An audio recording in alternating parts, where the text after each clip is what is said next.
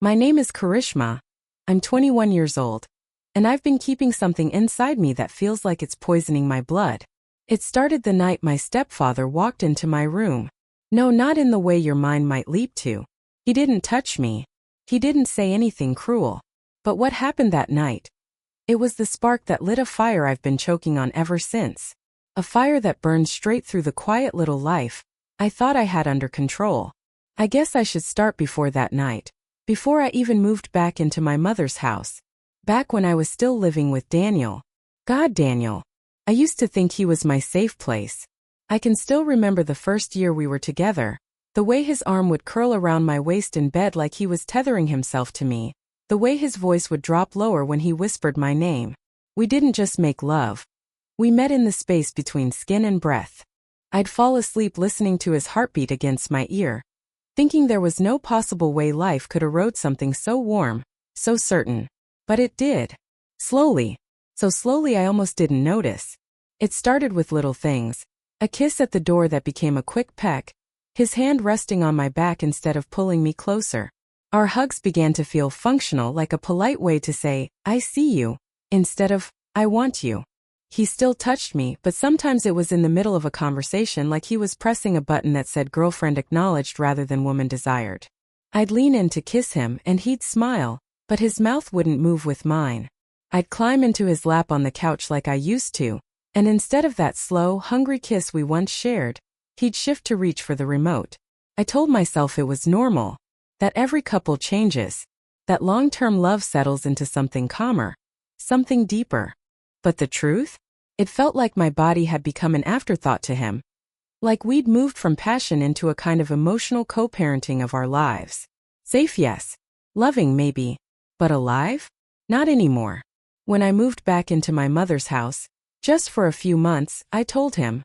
It wasn't because of money, though that was the excuse. It was because something inside me was starving. I thought maybe space would make him miss me. I thought maybe distance would jolt us back into the kind of wanting that used to burn holes in our weekends. Instead, the distance felt confirming. Calls became shorter. Texts became practical. How's work? Don't forget the bill. Night. I stopped telling him when I felt lonely because I was afraid of hearing nothing in return. And then that night I was lying in bed at my mother's house, scrolling through old photos of us, back when his hands couldn't stay off me. When my stepfather Mark opened my bedroom door. He didn't knock. He never knocks. He asked if I'd seen the house keys, but that wasn't what stayed with me. It was the way his eyes lingered a fraction too long before he stepped back. The way his tone was softer than usual, like he was tiptoeing around something neither of us could name. It was nothing and yet, not nothing. I can't explain it without sounding like I'm making more of it than it was. But in that split second I realized something had shifted in me. A line I didn't even know existed had blurred. Not because I wanted him, I didn't, but because I noticed him noticing me.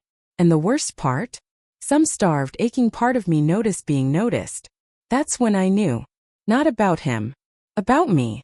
That I wasn't just missing Daniel's love. I was missing my own reflection in someone else's desire. And once you notice something like that, you can't unsee it. Daniel's a firefighter. That used to be something I wore like a badge when people asked about him. My boyfriend runs into burning buildings for a living. I'd picture him in that heavy gear, smoke curling around his helmet, saving people with those hands that once knew every inch of me. But somewhere along the way, the pride turned into a different feeling. Distance. He came by the following weekend to help me haul some boxes from my old apartment into my mother's garage. He smelled faintly of smoke and detergent, the familiar cocktail of his job. And when he set the last box down, he came up behind me and wrapped his arms around my waist. You're too light, he murmured against my neck. Not eating enough? I should have felt caring. But there was something in the way his palms slid under the hem of my shirt that made me stiffen. His touch wasn't rough, wasn't cruel, but it felt like he was skipping ahead in a conversation we hadn't even started. I'm fine, I said a little too quickly. He didn't seem to notice the tension in my shoulders. Instead, he turned me toward him and kissed me, deep and certain, like that would melt the weeks of silence between us. When he pulled back, he searched my face. See? Still us. I wanted to tell him it wasn't that simple, that I needed him to ask about my days, to stay on the phone with me when my insomnia kept me up at 2 a.m., to make me feel like the person in his arms wasn't just a habit he couldn't break. But the words felt too heavy, too likely to land wrong. And part of me, the cowardly part, didn't want to be the woman who kept asking for more, when he was clearly giving what he thought was enough. Later that night, we went out for dinner. The restaurant was loud, the kind of place where you have to lean in to hear each other. He talked about a fire they put out 2 nights ago. A warehouse that collapsed faster than expected. I nodded at the right places, smiled when he made a joke about his rookie partner. But when I started telling him about an argument between my mom and Mark over the bills, his gaze slid past me to a TV over the bar. "Sorry," he said when I stopped mid-sentence. "What were you saying?" I told him it was nothing, and maybe it was. But in that moment, something inside me pulled another inch back. When the check came, he reached across the table and squeezed my hand. "We should get a hotel next weekend. Just you and me. No boxes. No family. Just us." I nodded, smiling the way you do when you know you should want something. But my chest felt hollow. I wanted intimacy, but not just the kind that starts with a hotel key. We drove back to my mother's house in silence, the kind that doesn't feel peaceful but instead hums with everything unsaid. When he parked, he leaned over, resting his forehead against mine. "I know this is weird," he said softly, "us being apart. But I'm still here. Always." I swallowed, my throat tight. "I know." He kissed me again, slow, deliberate, but my hand stayed limp in his. And I hated myself for it.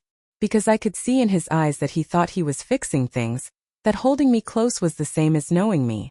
The truth? I didn't feel unseen because he didn't touch me enough. I felt unseen because he didn't see past the touch. Because when I pulled away first, he didn't ask why.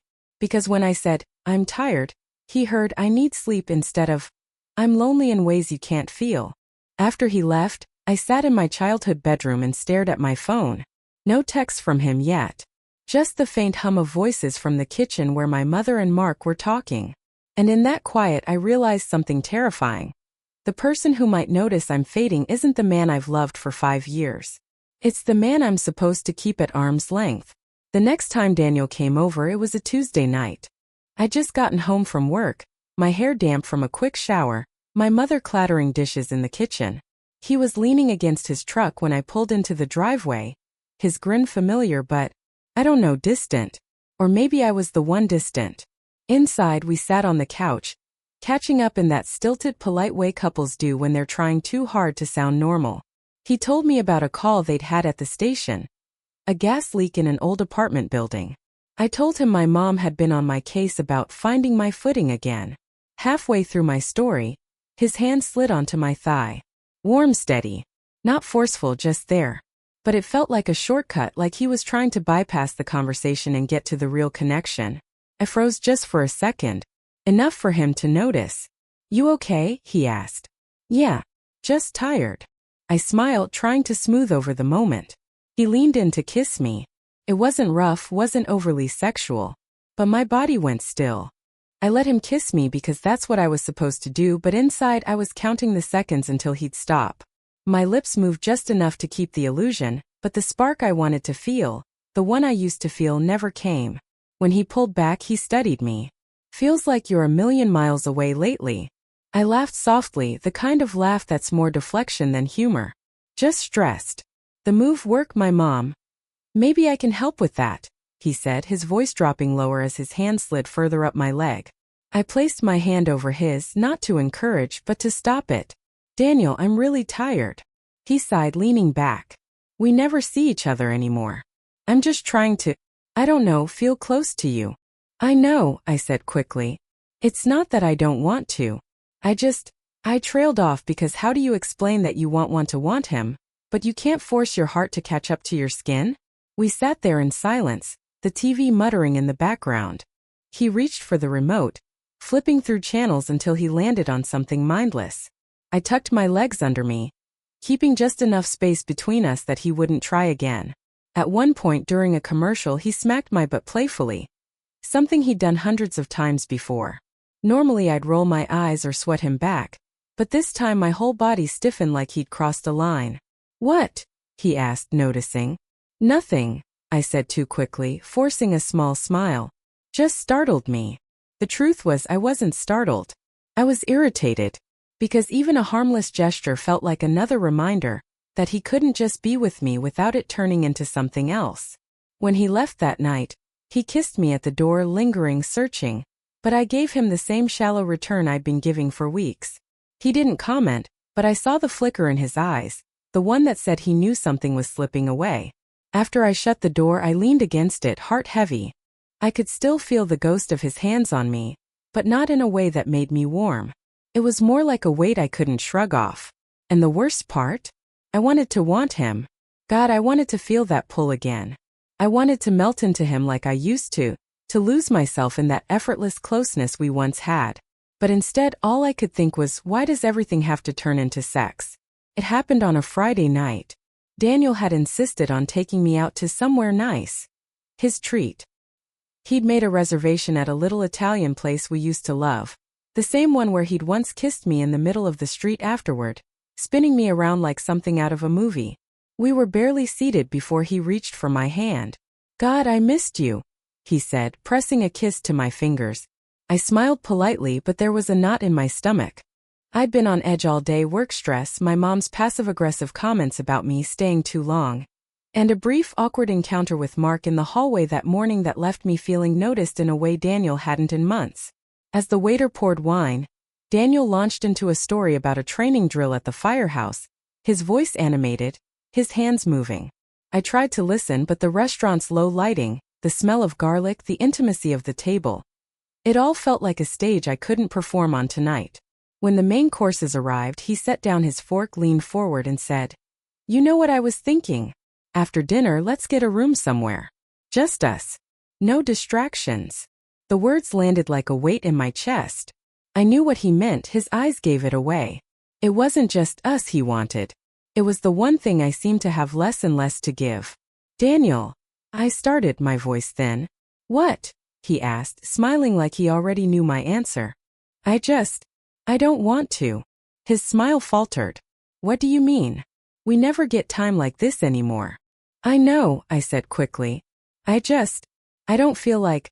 "Oh my God, Claire," he cut in, pushing back from the table a little. "Do you ever feel like it anymore? Seriously, every time I touch you, you tense up. Every time I try to get close, you shut me out." The heat rose in my cheeks instantly. "That's not fair."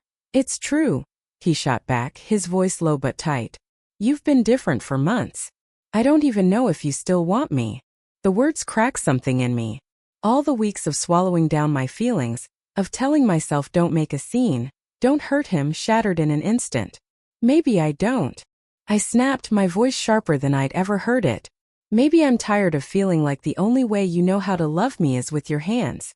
I want you to talk to me, Daniel. I want you to notice when I'm upset, or ask me about my life without me having to hand you the script. I want to feel like a person to you, not—" My throat closed around the last word. He sat there, staring at me like I'd slapped him. His jaw tightened, but he didn't speak. The silence between us was louder than anything I just said. Around us, the clink of glasses and low hum of other diners went on as if the earth hadn't shifted. Finally, he leaned back in his chair. "I don't know what to say."